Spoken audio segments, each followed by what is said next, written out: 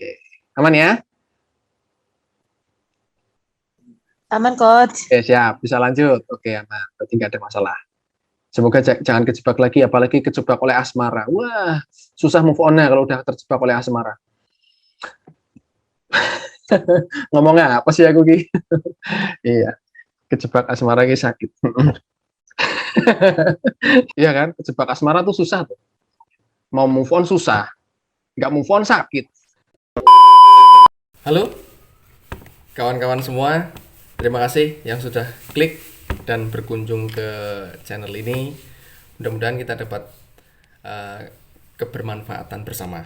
Nah, seperti kita bilang di awal bahwa terjebak itu mempunyai suatu makna yang cenderung tidak enak. Karena terjebak cenderungnya kita punya suatu makna yang negatif ya, nah, ke arah situ, walaupun tidak semuanya sih, cuman terjebak itu lebih ke arah wah ya, kok jadi saya terjebak ya, misalnya terjebak kemacetan dan sebagainya. Nah, termasuk di dalam menyelesaikan suatu soal numerik. Hati-hati, kadang ada soal yang bentuknya simple tapi kita mesti teliti agar tidak terjebak. Oke, kita akan mainkan 3 soal berikut ini. Mudah-mudahan kita dapat pencerahan semua seperti cerahnya hari ini. Salam hore-hore. Nah, kawan-kawan, 3 soal yang kita tampilkan ini silahkan monggo dicoba kerjakan terlebih dahulu, atau mungkin sekilas di pendelengi. Pendelengi itu apa bahasanya? Itu adalah dicermati. Nah, kira-kira kalau kawan-kawan atau mau langsung menghorek-horek, silahkan kira-kira ketemu jawabannya berapa. Oke? A few moments later. Oke, kawan-kawan. Soal nomor 1.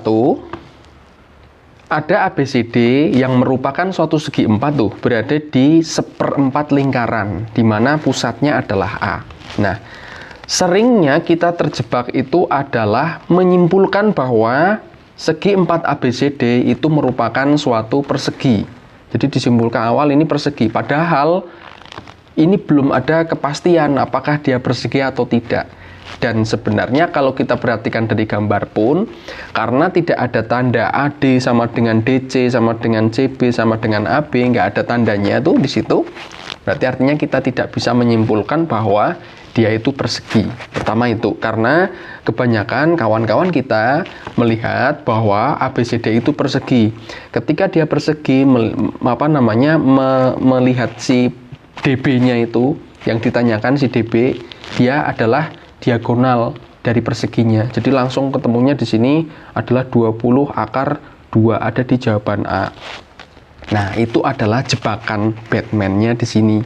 20 akar 2. Jadi ketika teman-teman ketemunya 20 akar 2, saya menganalisanya bahwa mesti teman-teman menyimpulkan bahwa ABCD itu adalah persegi. Nah, pertama itu. Nah, terus berapa panjangnya si DB? Perhatikan sekarang gini, padahal simpelnya ini. Kalau kita pindahkan atau kita lihat 1/4 lingkarannya saja, 1/4 lingkarannya dulu nih. Berarti, nah ini tak pindah ya.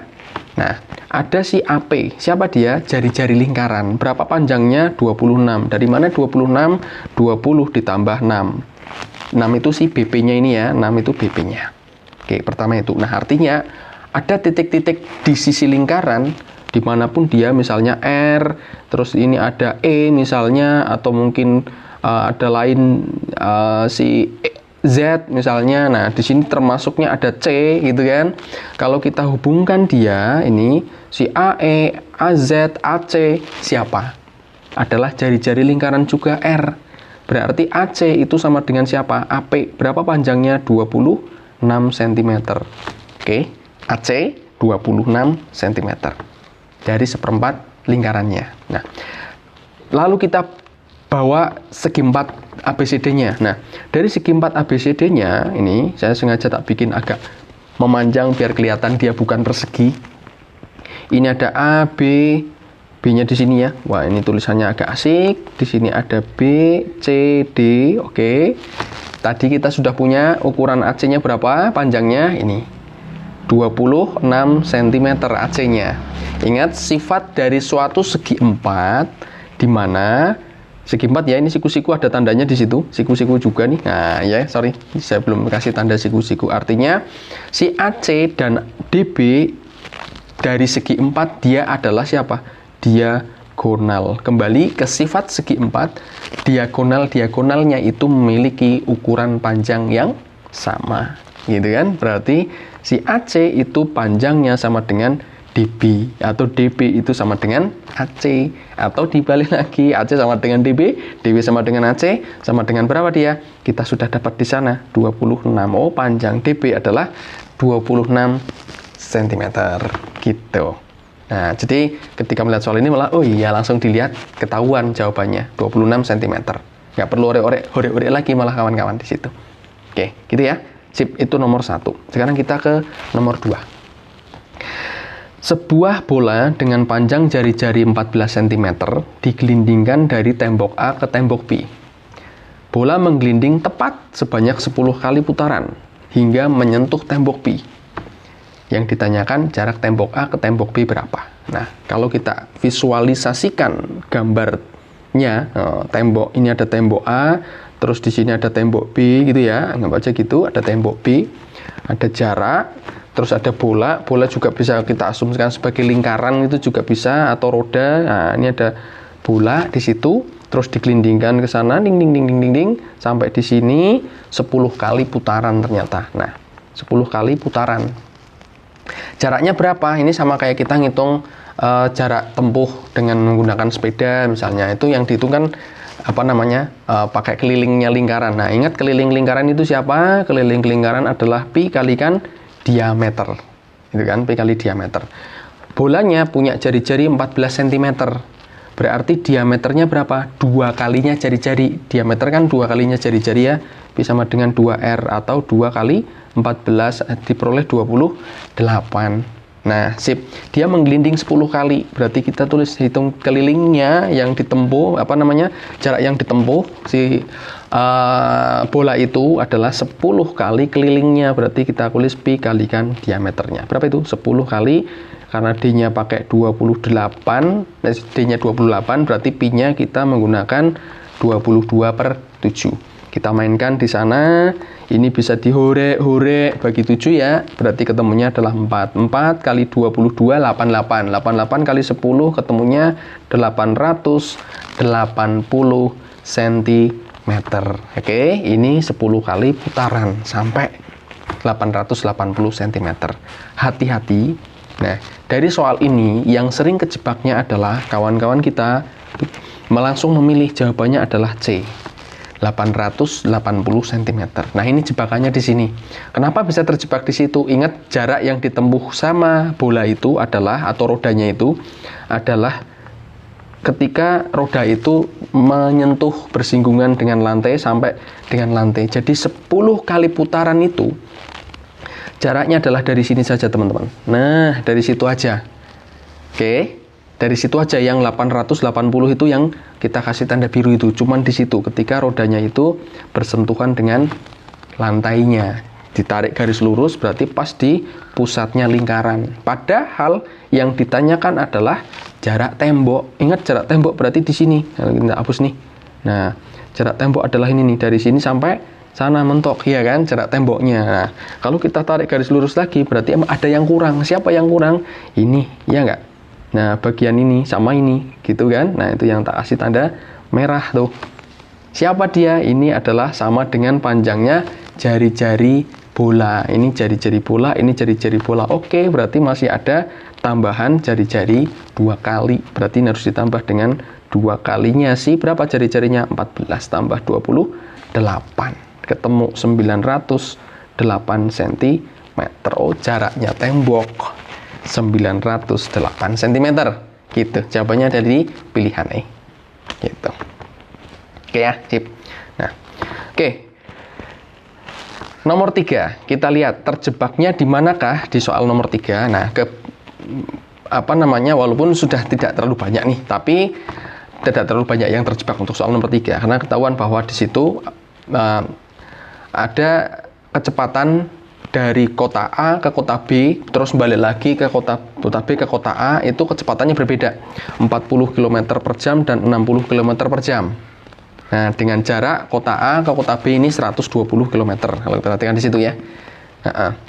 Melakukan perjalanan si Hanan ini dari kota A ke kota B, terus balik lagi. Kecepatannya 40, berangkat, pulangnya 60.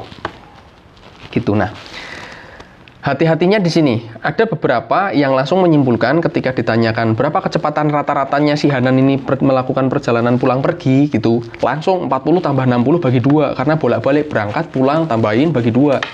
Nah, itu ketemu jawabannya 60 misalnya gitu. Ada beberapa di situ. Nah, itu adalah terjebaknya di situ. Gitu ya. Hati-hati, itu jebakannya di situ. Kenapa bisa terjebak di situ? Karena ingat, kecepatan rata-rata adalah siapa? Ini kok tak bikin gini ya, kecepatan rata-rata, kecepatan kec gitu aja ya. Nah, itu adalah siapa? Jarak bagi waktu. Jarak dibagi waktu. Nah, kalau kita lihat kembali ke pertanyaan bahwa yang kita cari nanti adalah perjalanan pulang pergi, kecepatan rata-ratanya dari pulang pergi, berarti jaraknya adalah jarak pergi sama jarak pulang. Berarti ada 2 kali tuh. 2 kali 120 ya kan, perginya 120, pulangnya 120. Nah, waktunya berarti kan ada 2 waktu. Kalau kita terjemahkan kan ada 2 waktu, waktu pergi sama waktu pulang. Nah, waktu pergi tak tulis W1 dan waktu pulang W2. Ini berbeda keadaannya. Kenapa? Kita harus nyari dulu waktu perginya berapa, waktu pulangnya butuh berapa. Dari mana? Dari kecepatan yang dilakukan si Hanan tadi. Ingat, berarti dari waktu itu siapa? Waktu adalah apa? Waktu adalah jarak dibagi kecepatan, gitu kan? Kecepatan nih, waktu adalah jarak bagi kecepatan. Nah, berarti dari sini kita harus mencari dulu siapa W1, waktu perginya dulu. Waktu pergi berarti jaraknya 120 dengan kecepatan 40 km per jam. Ini berarti ketemunya berapa nih? 3 jam. Oke. Itu perginya. Sekarang pulangnya W2. Jaraknya sama 120 dengan kecepatan 60 km per jam.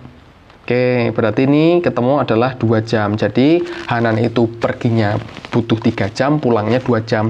Kalau berarti dari sini kita bisa masukkan ke pertanyaan di sini adalah 240 dipara W1-nya 3, W2-nya 2. Jadi kita dapat 240 dipara 5. Berapakah dia? Hore-hore ketemunya 240 4 ini sisa 4, 40 bagi 5 8, 48 km per jam. Itu adalah kecepatan rata-rata Hanan pergi pulangnya.